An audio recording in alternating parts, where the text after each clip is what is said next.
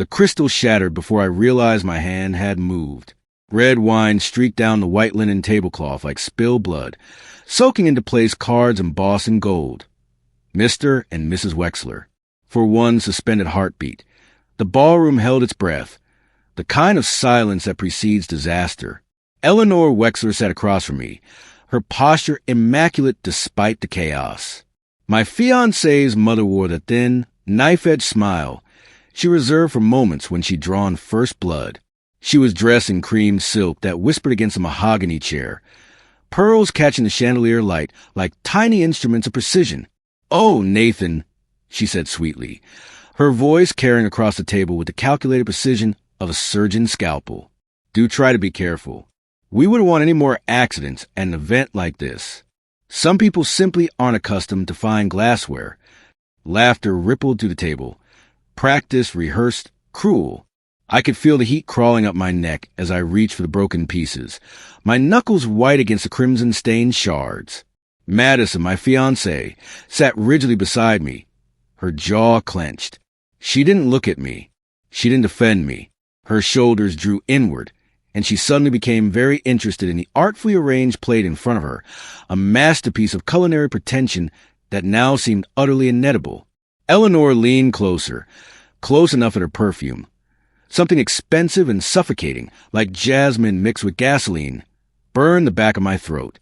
"Next time you bring someone home," she whispered, her voice low enough that only I could hear, but her eyes sharp enough to cut glass, "make sure their family knows which fork to use.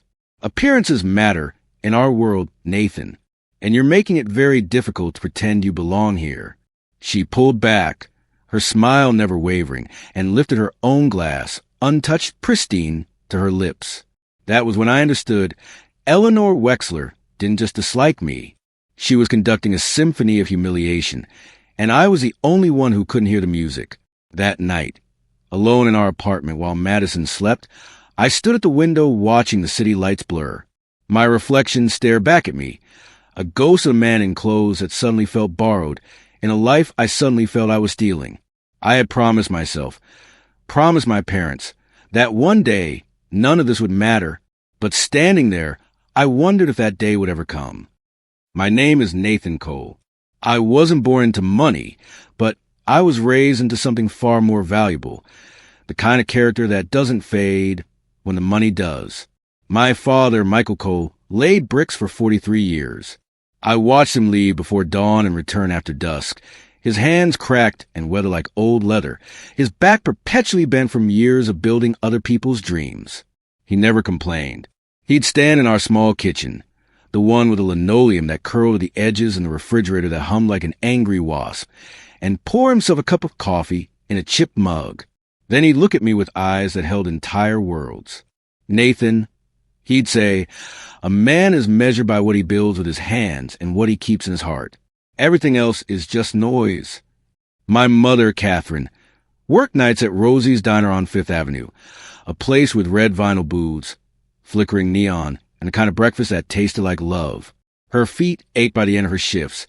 Her hands were raw from hours of scrubbing tables, wiping down counters, and pouring endless cups of coffee for people who barely looked at her. But she did it with grace.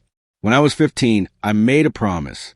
I stood in that cramped kitchen with its water-stained ceiling and said out loud, "One day, you won't have to work anymore.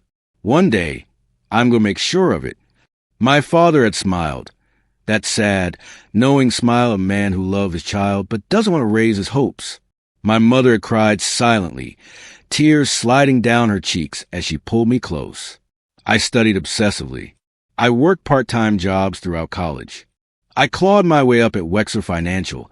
Ironically, the very company that Eleanor Wexler ran with an iron fist and a calculating smile. I started in the basement-level departments, the kind of places where ambition goes to suffocate. But I learned, I watched, I climbed, and then, in the corporate cafeteria on a Tuesday afternoon, I saw Madison Wexler. She was standing near the window, sunlight catching her hair in a way that made it look like spun copper.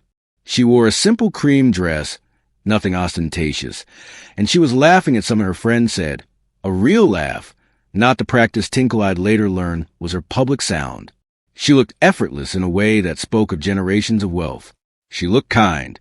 Or maybe I just wanted to believe she was. We fell into each other quietly, the way people do when they're not looking too hard. She'd started a nonprofit for underprivileged youth, work that actually meant something to her. She wore her ambitions like a light, not like a weapon.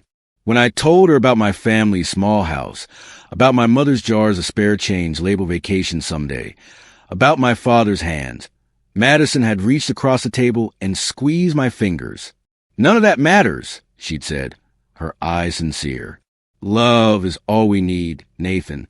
Everything else is just architecture." I believed her. I believed her until Eleanor found out who I really was.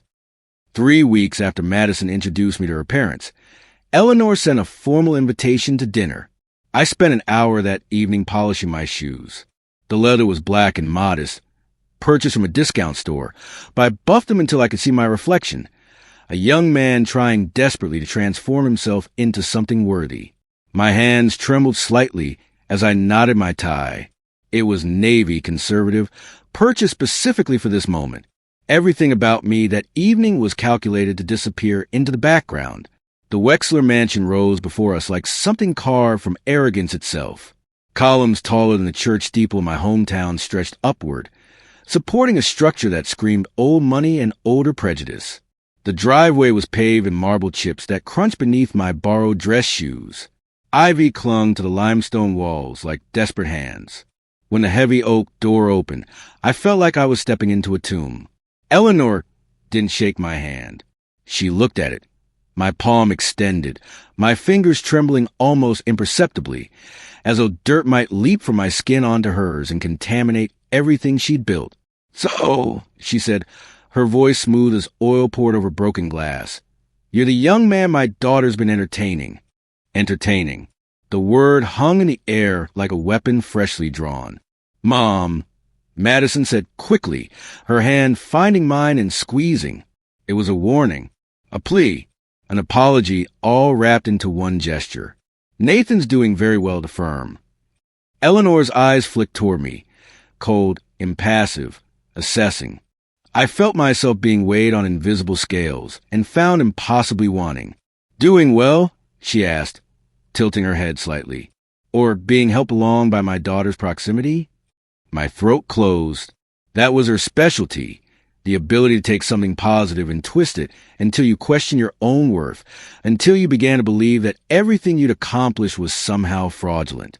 I laughed awkwardly, the sound bitter and small in the vast foyer. Her husband, Richard, barely glanced up from the tablet in his lap.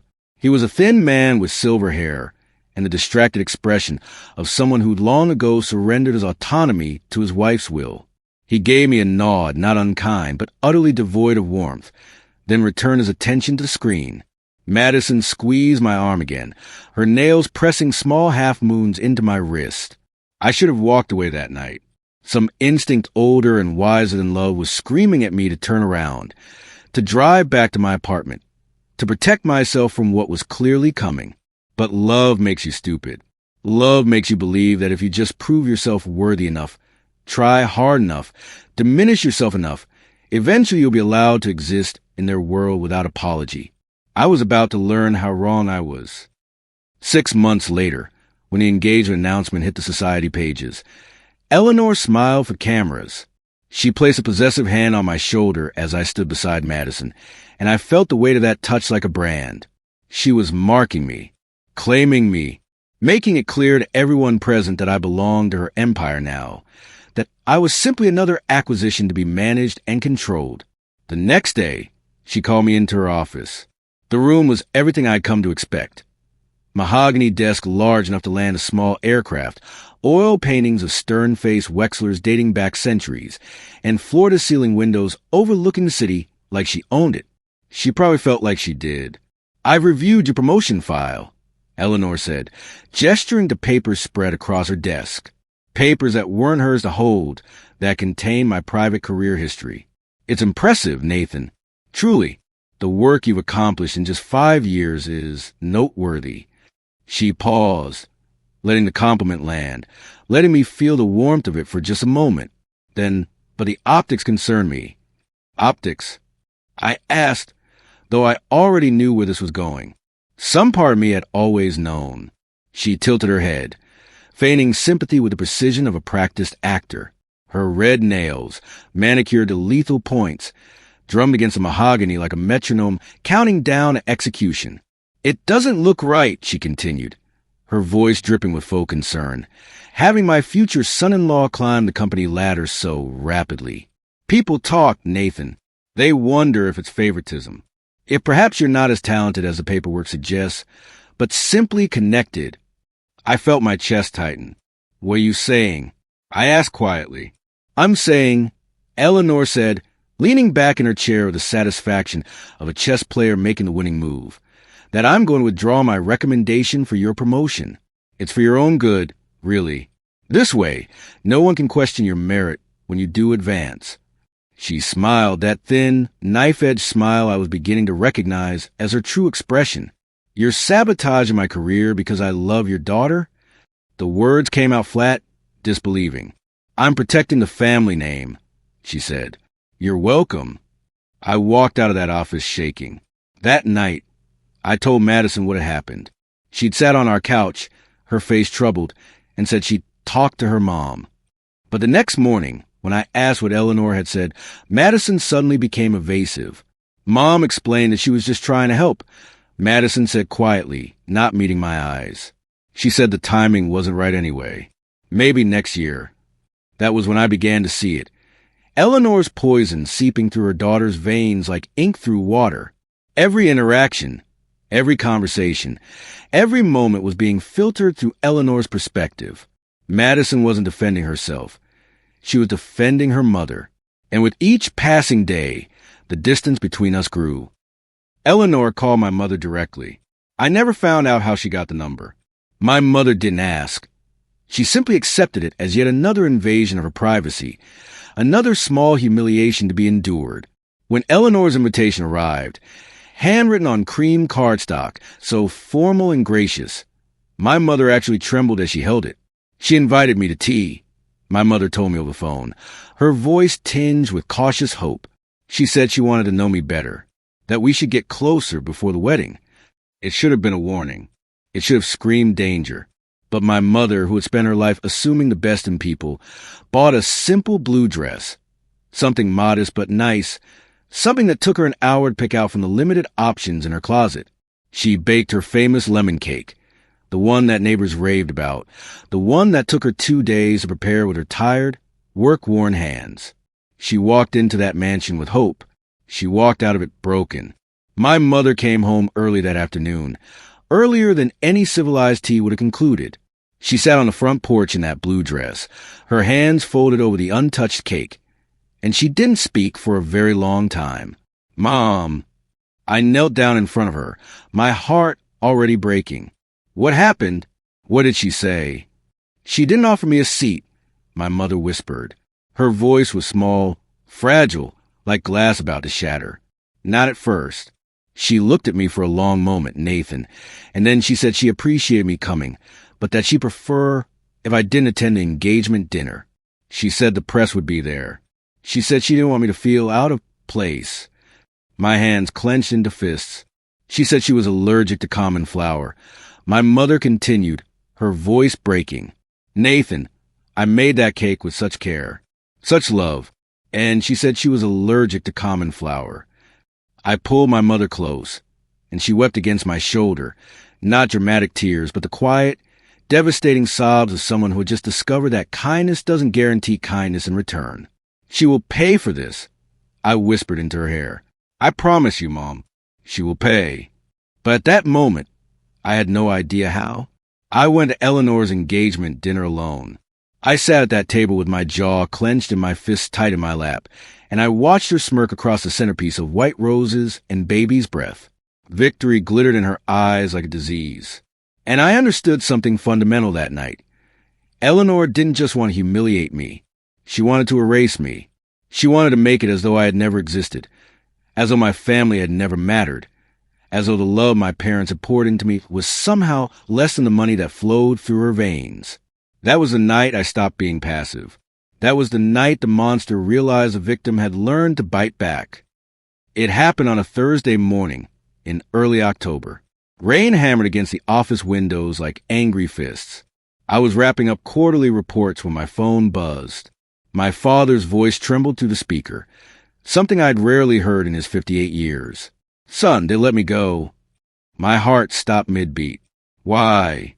What happened?" I kept my voice level, but my hand gripped the edge of my desk so hard it would bit into my palm. He hesitated, and in that hesitation, I heard shame. My father, a man who had never done anything wrong in his life, whose only crime was existing in a body that bore the marks of honest labor, was ashamed. "They said there were complaints," he said finally, "that I was disrespectful to Mrs. Wexler during a site inspection. Nathan, I swear to God, all I did was ask her to wear a safety helmet. She was walking on active construction without proper equipment." Eleanor. Of course it was Eleanor. My father had worked at Wexler Construction for 12 years. 12 years of perfect attendance. 12 years of exemplary performance reviews. 12 years of being exactly the kind of employee that companies should treasure. And she'd taken that with one phone call. I drove to my father's house through pounding rain, my hands slick on the steering wheel, my vision blurring with something that felt dangerously close to rage. He stood in the doorway, still wearing his muddy boots, disbelief etched into his weather-creased face like scars. He looked smaller somehow, diminished by the weight of sudden powerlessness. "I swear, Nathan, all I did was ask her to wear a helmet," he repeated. "She said I was being insubordinate, that I was treating her like a common laborer.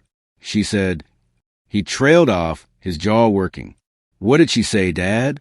"She said that people like me didn't understand the distinction between safety protocol and disrespect." I felt something inside me snap, not break, but snap into place, like a lock finding its key, like a weapon finding its target. Eleanor hadn't just humiliated me anymore. She'd reached for the people I loved.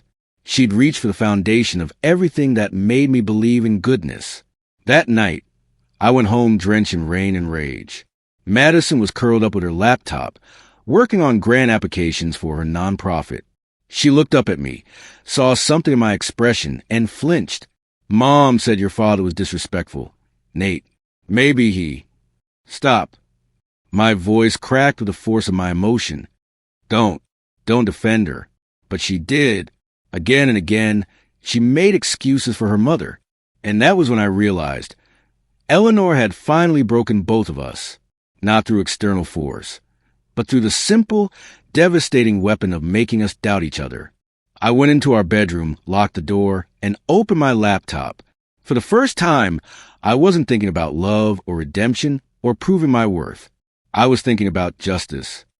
7 weeks before the wedding, Eleanor invited Madison and me to a charity gala. The ballroom glittered like the inside of a jewelry box. Chandeliers dripping with crystal, the walls draped in ivory and gold. The guest list carefully curated to include only the exact right people. Eleanor stood at the center of it all like a spider at the heart of her web, greeting guests with the practiced warmth of someone who'd learned to perform humanity. "Smile," Madison whispered as we climbed the marble steps, her hand finding mine and squeezing it almost painfully. "Please, Nate, just tonight." I smiled. We made our way through the crowd, Madison greeting her mother's friend with a grace she'd been trained into from childhood. I followed like a shadow, the invisible man, the one who didn't belong. Halfway through dinner, after the appetizers had been served and the wine had begun to loosen tongues and defenses, Eleanor tapped her glass. The sound cut to the conversation like a knife through silk. "I'd like to make a little toast," she announced, rising from her seat with the grace of a woman accustomed to having the room fall silent at her whim. Her eyes found me across the table, gun sights locking onto target. "To my daughter, Madison," Eleanor began, her voice dripping with maternal warmth that I was beginning to recognize as absolute performance, and to her fiancé, Nathan. "We do hope that as he joins our family, he'll remember where he came from." Polite laughter rippled through the room. "After all," Eleanor continued, tilted her head as if struck by sudden inspiration, "it's important never to forget one's origins, to remember the humble circumstances that," shaped us, made us who we are. More laughter. I felt Madison's hand grip mine beneath the table. Her nails digging in. Eleanor raised her glass higher, and her smile became something that resembled a shark's. And I'm quite certain his parents would have been so proud of him if they'd been able to attend. Such a shame when people feel uncomfortable in certain social settings.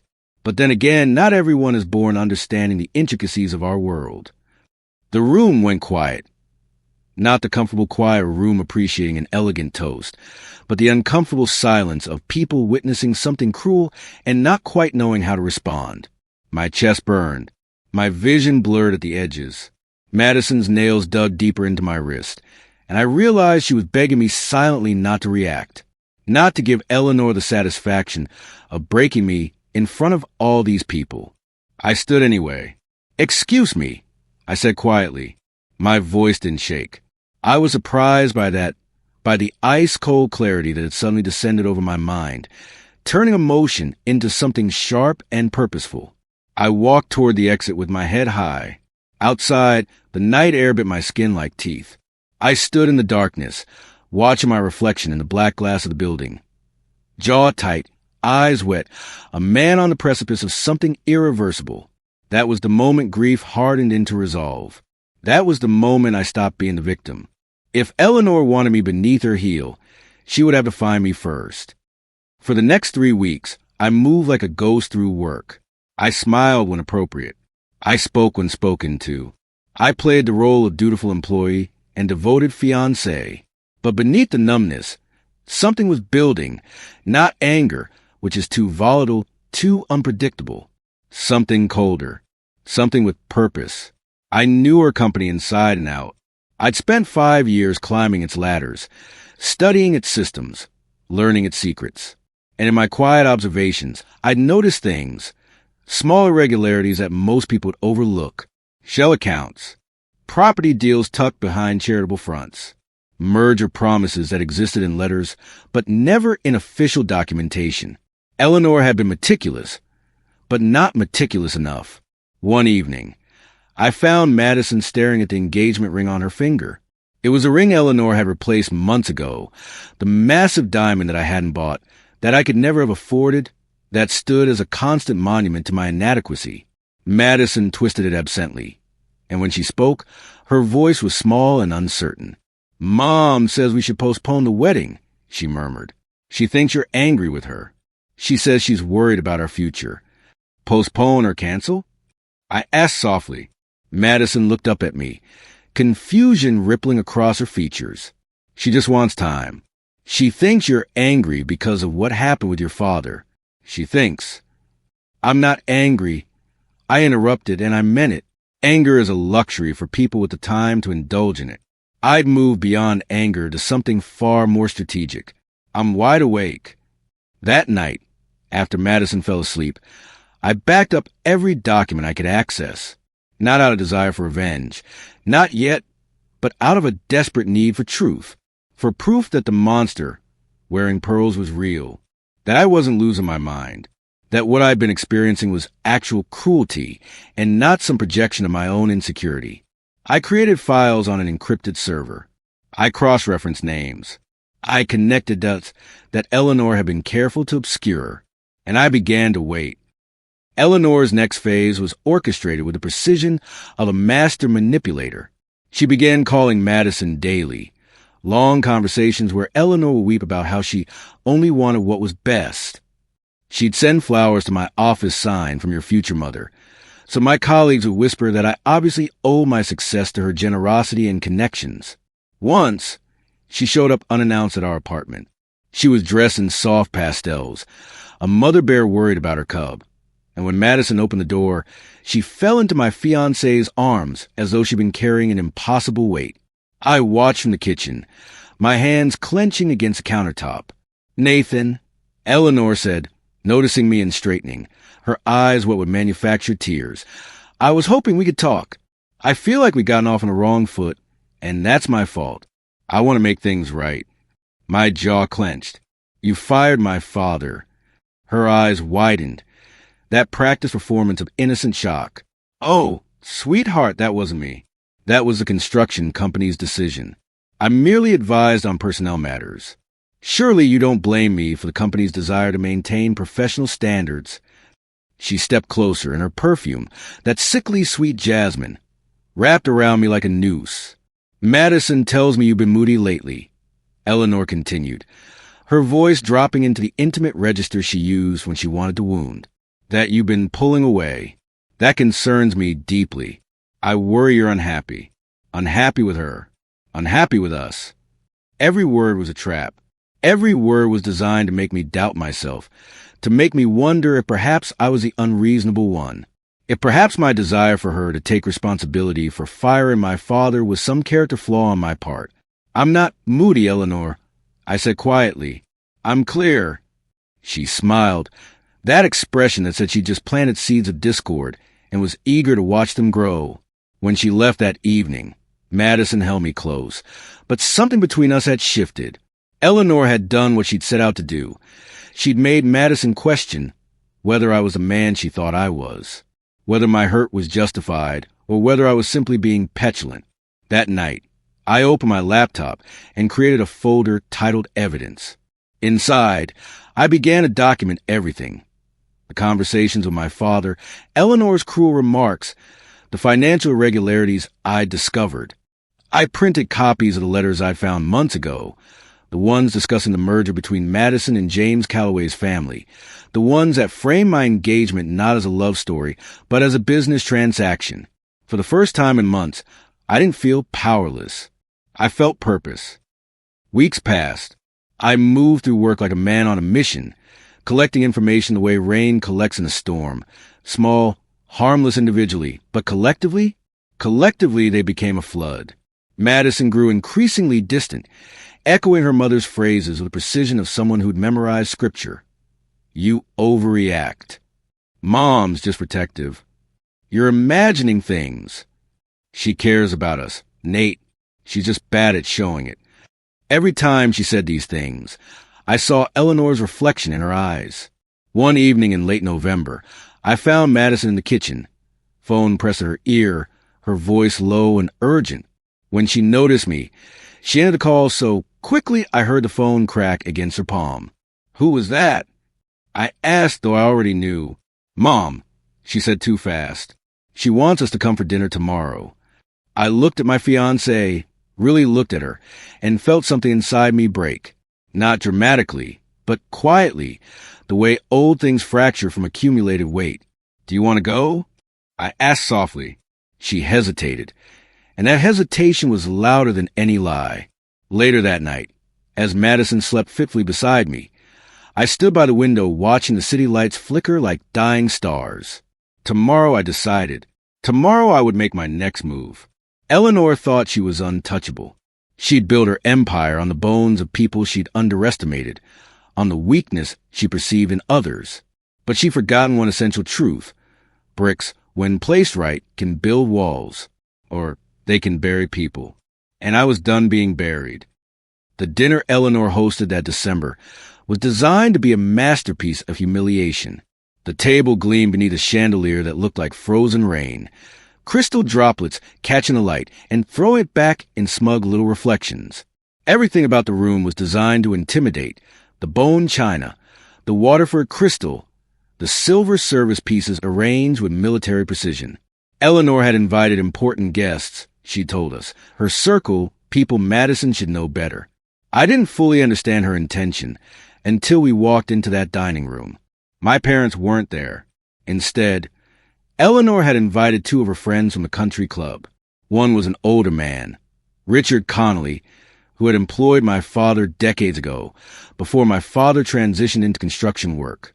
Eleanor introduced him with that brittle smile I'd come to recognize as her declaration of war. "Oh, you know Richard, don't you, Nathan?" she asked, her voice dripping with false warmth.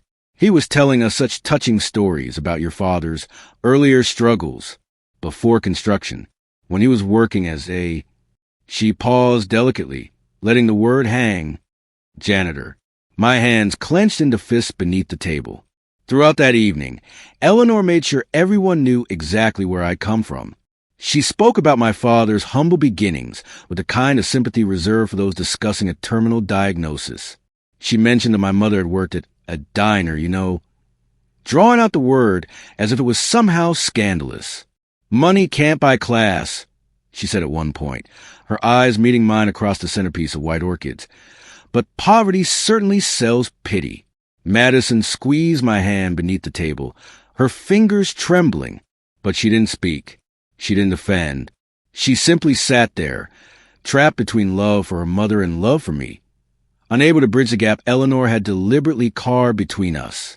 When dessert was served, something elaborate with spun sugar and edible gold, Eleanor turned to Madison and began discussing the wedding colors, as if I weren't there, as if the humiliation hadn't just occurred.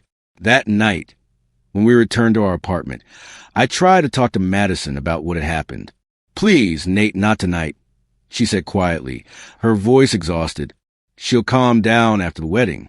She just needs time to adjust to the idea of you in our family." But I was beginning to understand that Eleanor would never calm down. Cruelty wasn't something that would fade with time. It was what sustained her. It was the engine that drove her forward. She would escalate. 2 weeks before the wedding, Eleanor called me into her study. The room was a cathedral of arrogance, walls lined with oil paintings of dead Wexlers, their eyes seeming to follow me as I crossed the Persian rug. She sat behind a mahogany desk, so large it could have been a landing platform, her legs crossed, her posture perfect, holding a small velvet box as though it contained a secret. "I had Madison's ring resized," she said sweetly. "The one you bought was charming, but a little modest for a cold joining our family. I couldn't have people thinking you were underprepared." She opened the box. Inside was a diamond the size of a quail's egg, something that looked like it had its own gravitational pull, its own atmosphere. "I paid for it," Eleanor continued, her smile never wavering. "Don't embarrass yourself by refusing. I'll tell people it's from you. That way, no one will know that you couldn't possibly afford the kind of life my daughter deserves." "No one will know what, Eleanor?" I asked quietly, my voice steady despite the thunderstorm happening inside my chest. Her eyes glinted with the satisfaction of someone who just checkmate an opponent, that you're completely out of your depth, that you've been playing a part in a drama you don't understand, that Madison would be married to someone far more suitable if you weren't so desperately in love with her. That was the moment something inside me cracked, but it didn't shatter. It hardened. I didn't argue. I didn't raise my voice. I took the box, thanked her with a smile that didn't reach my eyes, and walked out of that study with something new burning in my chest. That night, while Madison slept fitfully beside me, I opened my laptop and began writing down every cruel thing Eleanor had ever said. Dates, times, the exact wording, who was present, what the context was. It wasn't revenge yet. It was record-keeping, ammunition, proof, because I was beginning to formulate a plan, and I knew that one day, sooner than Eleanor could possibly imagine, I would need this documentation. Madison used to laugh easily. She wore paint-stained jeans at home and baked banana bread at midnight, just because it made the apartment smell like childhood and possibility. She'd dance in the kitchen while I cooked, her hips moving to music only she could hear, her eyes bright with joy that hadn't yet been tampered with. By December, that girl was gone. Eleanor's voice had taken up residence in her head, whispering constantly, "You're pulling him up, but he's pulling you down. You could do so much better. Why are you settling? He's never going to be able to give you what you deserve." Madison started canceling our dinners to attend events with her mother's friends. She came home with new jewelry, new designer dresses, and guilt stitched into every apology. There were dark circles under her eyes. She'd grown thin in a way that suggested stress rather than intention. "I just want her to be proud of me," she whispered one night, lying in bed beside me, but somehow impossibly far away. "She already is," I said softly, brushing a strand of hair from her face. "Proud of you, I mean, deeply." Madison turned away. "No, she's not. Not until I live the life she planned for me. Not until I marry someone she approves of. Not until—" She trailed off, but the implication hung in the darkness like a blade. So I started gathering more than just words. I collected emails between Eleanor and her associates, ones that revealed the financial irregularities I'd uncovered. I saved voice memos of conversations that Eleanor had had in the office, thinking herself private, discussing how to structure deals through shell companies, how to use charitable donations as tax shelters for questionable funds. And then, one Thursday evening while helping Eleanor's driver unload groceries at the apartment, a favor I'd volunteered for specifically, I found them. Letters addressed to James Calloway, one of the wealthiest industrialists in the city. Letters full of flattery and charm, written in Eleanor's careful hand. And one particular phrase that caught my attention and held it. Once Madison is married into the Cole name, our merger will be seamless. He doesn't need to know it's already arranged. The Cole family's construction connections will give us unprecedented access to municipal contracts. He's ambitious enough to make it work without our guidance, such a useful trait in men like him. My hands trembled as I read it. It wasn't love Eleanor wanted. It was leverage. My engagement to Madison wasn't a marriage. It was a business transaction. I was a pawn, a tool, a stepping stone to something Eleanor wanted far more than she wanted her daughter's happiness. I photographed every letter with my phone, my hands shaking so badly I had to take images 3 times before they were readable. Then I carefully returned them to the file, where Eleanor kept them to study, locked away from casual discovery. That night, I didn't tell Madison. I didn't tell anyone. I simply added those photographs to my encrypted files and waited. The night I found those letters, the rain was relentless, heavy, loud, drumming against the windows like a heartbeat turned audible. Madison and I were supposed to finalize the wedding guest list. Instead, she sat on the couch, staring blankly at her phone while messages from her mother flashed across the screen in an endless stream.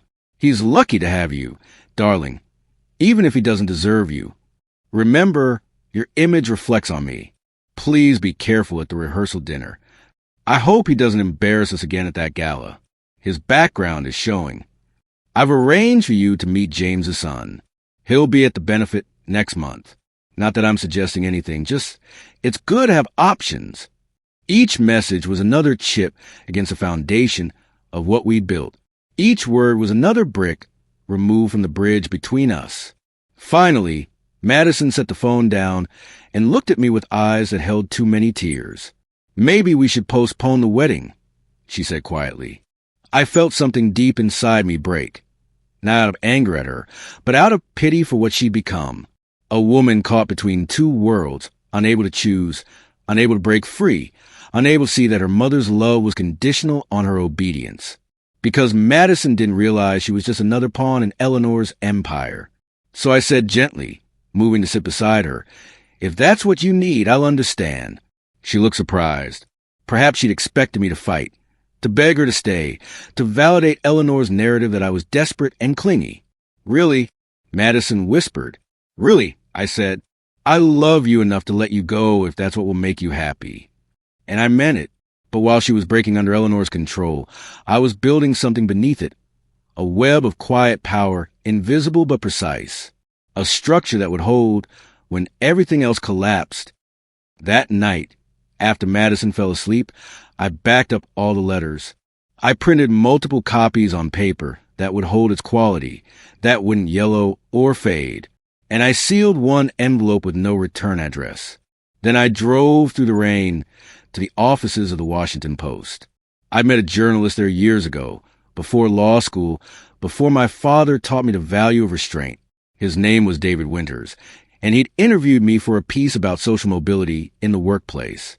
At the end of our conversation, he'd given me his card and said, "If you ever get a real scandal from that world, the Wexlers, the old money crowd, something actually worth investigating, call me. I'll make it front page news." I left that envelope on his desk with no note, no explanation, no way to trace it back to me. Then I drove home through the rain and slept without dreams. 3 days later, Eleanor hosted a charity gala. It was her stage, her sanctuary, a place where she could perform the role of a philanthropic matriarch for the cameras and the society pages. The ballroom of the Ritz-Carlton had been transformed into something resembling a palace. Flowers everywhere, champagne flowing, servers circulating with trays of delicacies that cost more than my father used to make in a month. I stood beside Eleanor like a shadow, watching her work the crowd with the precision of someone who perfected the art of manipulation.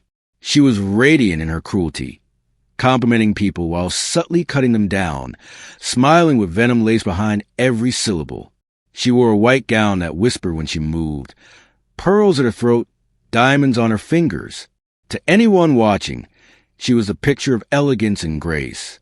To me, she looked like a predator in expensive clothing. At one point, she took my arm and whispered, "Try not to look so out of place, Nathan. You'll ruin the photographs."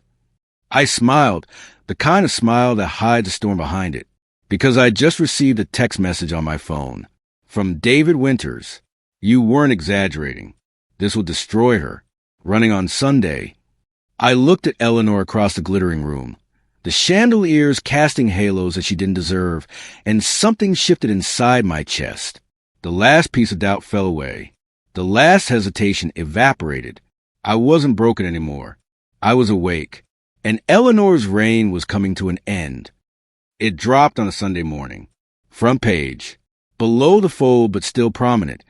Eleanor Wexler under investigation. Fraudulent merger promises, shell accounts, and political manipulation. The air in our apartment felt electric when I saw it. Eleanor's face was printed in high resolution. Frozen mid-smile, her pearls visible, her expression suggesting a woman caught in a moment of supreme confidence. The article laid out everything I documented. The shell accounts, the charitable donations that were actually laundering mechanisms, the merger promises that existed only in letters, never in official documentation. The phone rang. Then it rang again. Then it didn't stop ringing. Madison ran to answer the first call, only to hang up with trembling hands. "Mom's lawyer," she whispered. "He's saying it's all lies, that it's a smear campaign, that we should expect a lawsuit against the Post." Then her mother called. Madison's face went white as she listened to Eleanor's voice, presumably screaming through the phone. I couldn't hear the words, but I could hear the fury, a sound like glass breaking in slow motion. When Madison hung up, she looked at me with eyes that held a question. I said nothing. I simply poured myself coffee and sat at the kitchen table, steady as ever, even as my pulse thundered in my chest. But that night, Eleanor called me directly. "Nathan," she hissed through the line, her voice sharp as broken glass and twice as dangerous. "You think I don't know? You think I don't see you?" I let her speak. Her rage poured through the phone like acid, words laced with panic, with the realization that her careful empire was crumbling. She cursed me. She threatened me. She promised that I would regret the day I was born. "You'll never work in this city again," she spat. "I'll make sure of it. I'll tell everyone the truth about you, that you're ambitious, that you're desperate, that you only wanted Madison for her money. I'll destroy you, Nathan. I'll erase you." "Eleanor," I said quietly, interrupting her tirade, "I've already won. You're just now realizing it." I hung up. When I set the phone down, Madison was standing in the doorway. Her face was pale. Her eyes were red-rimmed. And she was looking at me with an expression I couldn't quite read. "Is it true?" she asked softly. "Did you do this?" I didn't lie to her. "Yes," I said. "Everything in that article is true." Eleanor made it true when she decided to weaponize her power against people she deemed beneath her. Madison turned away and went into the bedroom, closing the door softly behind her. I sat alone in the kitchen, sipping coffee that had gone cold, and waited for the next piece to fall. 2 days after the article dropped, Eleanor showed up at our apartment. No chauffeur, no pearls, no calculated perfection. Just a trembling woman in a soaked coat, her mascara streaking down her cheeks like ink, her hair falling in disarray around her face. Madison answered the door and immediately stepped back. "Mom, I need to speak to him," Eleanor said, stepping inside without invitation, her heels clicking over the hardwood like a metronome counting down. She was trying to regain her composure, trying to pull together the pieces of her shattered image, but it was too late. The cracks were showing. I stood from the couch, my expression neutral. Eleanor's eyes met mine, and for the first time, I saw fear beneath the anger. You think you've won, Nathan? She asked, circling me like a predator who suddenly realized it might be outmatched. You think humiliating me makes you a man? No, I said calmly. Telling the truth makes me one. She laughed bitterly, and the sound was almost pitiful. You think you're so clever. You think you've beaten me. But let me tell you something about your victory. It's built on lies and manipulation. You planted those letters. You leaked them yourself. You're trying to destroy me to climb over me. Eleanor, I said softly, everything I've shown is exactly what you wrote. In your own hand. In your own words. There's no manipulation, just reality. She stepped closer, desperation radiating off her like heat. Madison will see through this. She'll realize what you've done. She'll understand that you set me up to make yourself look better. But Madison, standing in the doorway with her arms wrapped around herself, was shaking her head. Mom, she said quietly, and her voice held something I hadn't heard in months, clarity. I read the article. I looked at the documents. Those are your letters. Those are your words. Nathan didn't make you write anything. Eleanor's face crumbled. For just a moment, the mask fell completely away, and I saw the person beneath the designer clothes and calculated cruelty, a woman entirely empty, built entirely for the need to control others, incapable of genuine connection. Then the mask went back on. You're making a mistake, Eleanor told Madison, her voice turning cold. You're going to regret this.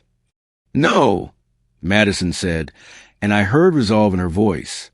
I don't think I will. Eleanor left that evening, and she didn't come back. For 3 days after Eleanor's visit, Madison barely spoke to me. She moved through the apartment like a ghost, her eyes distant, her mind clearly processing something too large to put into words. I gave her space. I didn't press. I simply existed in proximity to her, available but not demanding, present but not intrusive. On the 4th morning, I found her on the balcony with a cup of coffee, watching the sunrise paint the sky in shades of amber and rose. I've been thinking, she said without preamble, about everything she said to me over the years. All the little comments. All the ways she made me doubt you. All the times she told me you weren't good enough. I stood beside her, not touching, just present. I realized something, Madison continued, her voice small but steady. She was never protecting me. She was controlling me. And every time she criticized you, she was really criticizing herself for not being able to control you, for not being able to make you disappear.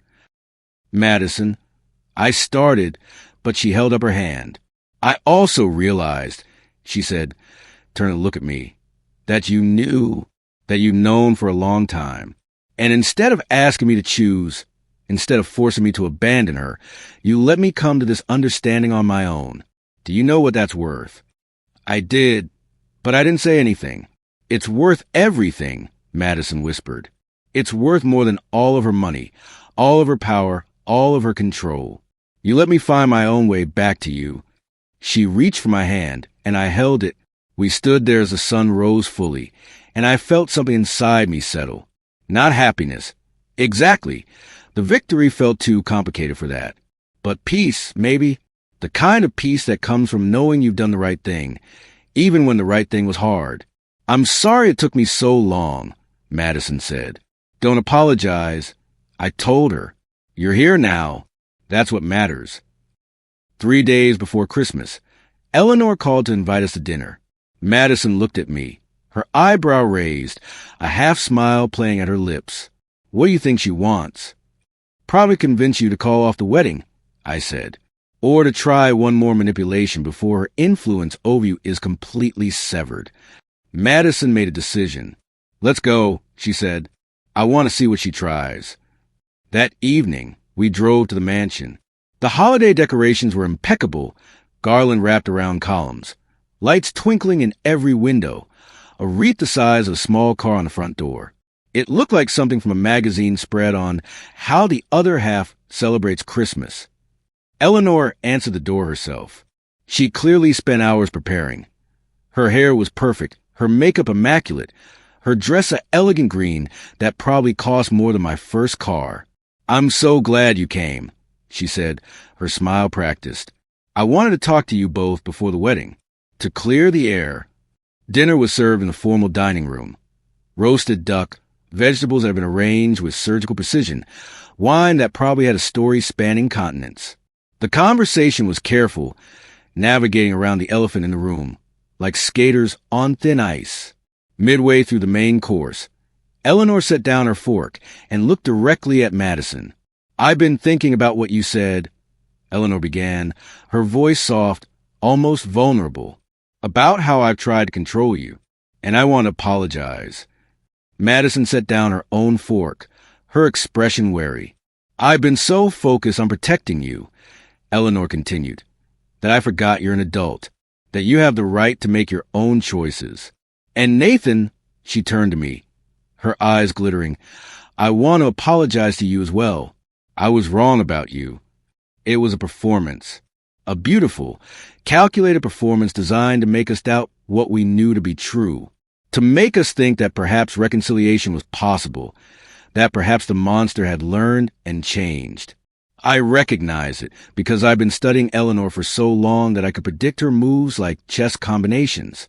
Eleanor," I said quietly, "I appreciate the sentiment, but we both know that apologies require genuine change, not just performance." Her face went very still. "The article is the truth," I continued. "The letters are your words, and the wedding is still happening. The only question now is whether you choose to accept that, or whether you continue to pretend that none of this has happened." Eleanor's jaw clenched. For a moment, I thought she might explode. Instead, she smiled that thin, knife-edge smile. "You think you're so smart," she said softly. "You think you've won. But I have resources you can't imagine.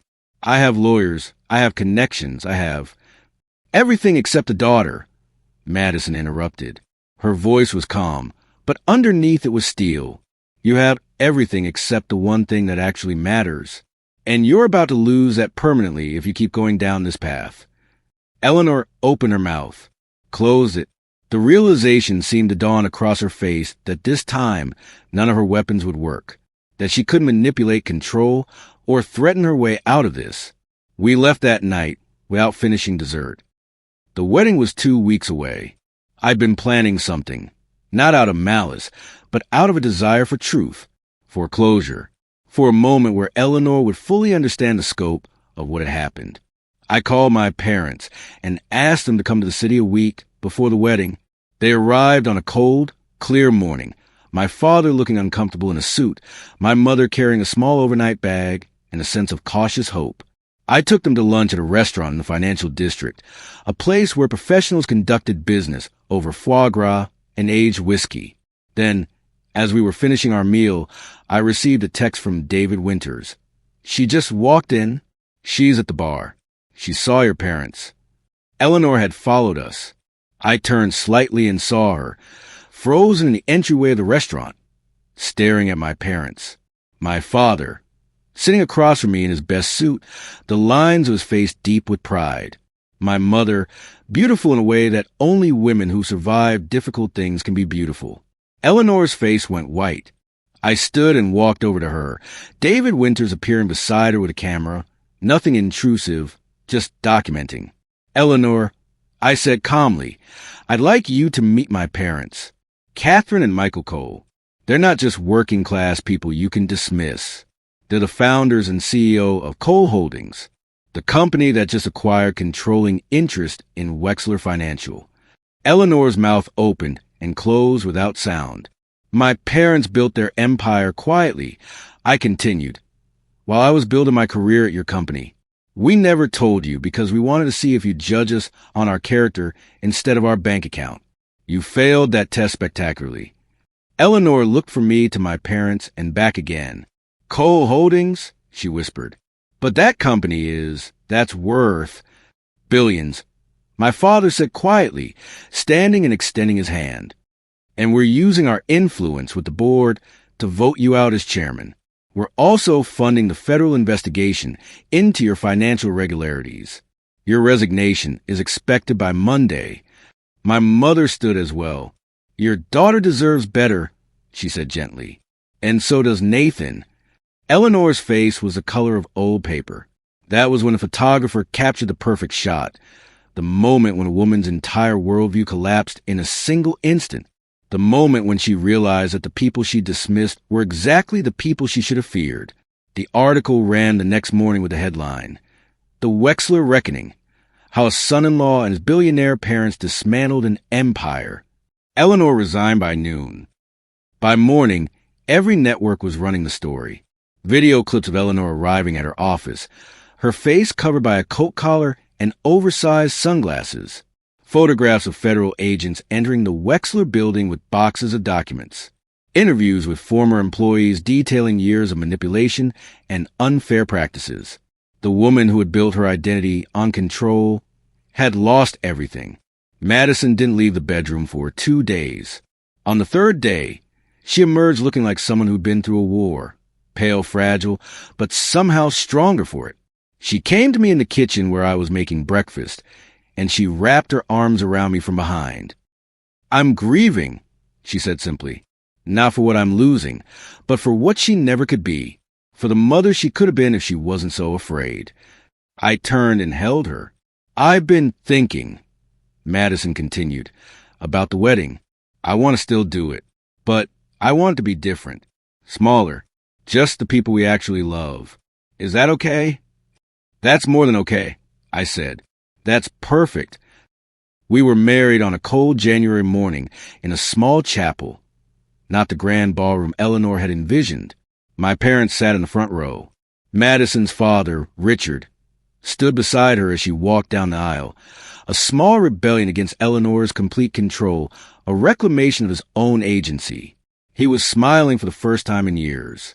The ceremony was simple, traditional, beautiful in its intimacy. When the priest asked if anyone objected, there was a moment of silence. Then, unmistakably, the distant sound of a phone ringing in the church parking lot. Eleanor's last attempt at disruption, her final gasp at control. No one moved. We said our vows. We kissed. We turned to face our real family.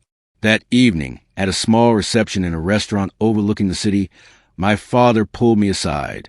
"I'm proud of you," he said simply. "Not because you won, but because you did it with integrity. Because you fought for truth instead of just for victory." My mother hugged me so tightly I couldn't breathe. "She didn't break you," my mother whispered.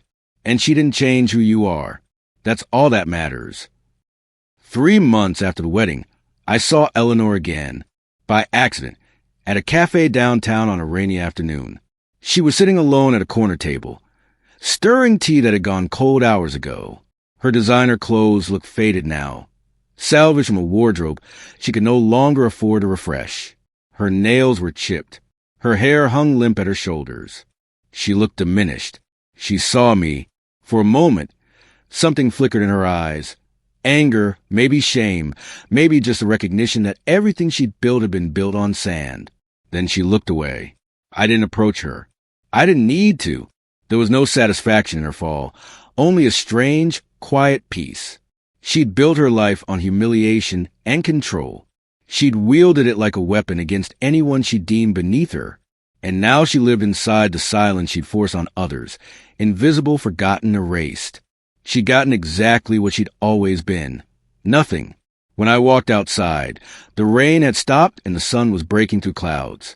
Madison met me at the car, her hand slipping easily into mine. She'd started a new nonprofit that was actually making a difference in people's lives. No strings attached, no hidden agendas. Just genuine help. "Ready to go?" she asked. "Yeah," I said, looking back one last time at the cafe window where Eleanor sat alone. "I'm done here." As we drove away, I caught Eleanor's reflection in the rearview mirror, smaller, shrinking into the background her own undoing. And for the first time in a very long time, I could breathe. She said I'd never be worthy of her daughter. She laughed at my parents, a foreman and a diner waitress who had more character in their smallest fingers than Eleanor possessed in her entire body. She mocked my life. She tried to break me from the inside out, weaponizing her daughter against me, using her money as a cudgel, her connections as a garrote. But pride always builds its own gallows. And when her empire fell, when the federal investigators completed their inquiry, when her business partners abandoned her, when her name became synonymous with fraud and manipulation. It wasn't my revenge that ended her. It was her reflection. The truth has a way of surfacing. It has a way of breaking to the lies we tell ourselves, the narratives we construct, the personas we maintain. Eleanor Wexler spent her entire life building a monument to herself. And in the end, that monument became her tomb. This is a story of how a man from nothing humiliated a woman with everything. But more importantly, it's a story of how integrity, real, honest, quiet integrity, will always triumph over power built on fear and control. My mother-in-law refused to meet my parents until she found out who they really were. And by then, it was far too late. They told me I'd never belong, that my family's rough hands and working-class accent made us fundamentally lesser. Eleanor made silence feel like the only shield I had, but I learned something that changed everything. Silence wasn't weakness. It was strategy. It was a space where I could gather truth, build clarity, and remember that my worth was never actually up for negotiation. If you've been gaslit into invisibility, if you've been made small by someone who claimed to love you, hear this. Your silence doesn't make you weak. Your boundaries don't make you difficult. Your survival makes you extraordinary. I didn't fight back with anger. I fought back with integrity. And that's the power nobody can take from you, no matter how hard they try. The revolution happens when you decide to write your own ending. Share this with someone who's been told they don't belong. Tell them their worth was never in question. It was only ever waiting to be remembered. Subscribe and hit that notification bell, because this is just the beginning of stories about setting boundaries, finding your voice, and turning humiliation into triumph. Your story matters. Now go tell it.